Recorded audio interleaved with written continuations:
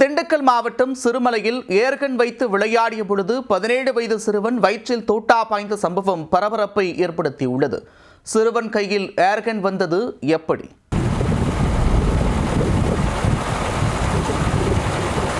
தோட்ட வேலைக்கு சென்ற சிறுவன் அங்கிருந்த ஏர்கன்னை எடுத்து நண்பர்களுடன் விளையாடி உள்ளார்.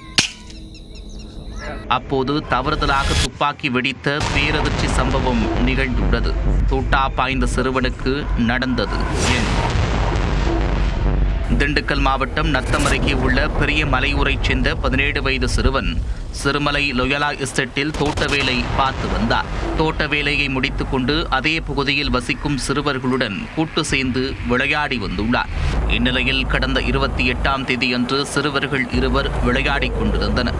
அப்போது தோட்டத்தில் காக்கா குருவிகளை விரட்ட வைத்திருந்த ஏர்கன்னை கையில் எடுத்து பார்த்துள்ளார். போர் வீரராக தங்களை நினைத்துக் கொண்டு புன்னகையோடு விளையாடிக் கொண்டிருந்த போது திடீரென்று ஒரு சத்தம் கேட்டிருக்கிறது. தவறுதலாக ஏர்கன்னில் கைப்பட்டதில் துப்பாக்கி வெடித்து தோட்டா வெளியேறியது. அது எதிரே நின்றிருந்த 17 வயது சிறுவனின் வயிற்றில் பாய்ந்தது. வலியால் கத்தி கூச்சலிட அங்கிருந்த மற்றொரு சிறுவன் தோட்டக்காரர்களை வரவழைத்திருக்கிறார். உயிருக்கு போராடிய சிறுவனை மீட்டு உடனே திண்டுக்கல் பழனி சாலையில் உள்ள தனியார் மருத்துவமனையில் சேர்த்திருக்கின்றனர். சிறுவனின் வயிற்றில் பாய்ந்த தோட்டா அகற்றப்பட்டு தொடர் சிகிச்சை அளிக்கப்பட்டு வருகிறது.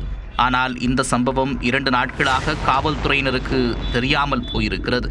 துப்பாக்கியால் சுட்ட சிறுவனும் குண்டடிப்பட்ட சிறுவனும் உயிர் தோழர்கள்.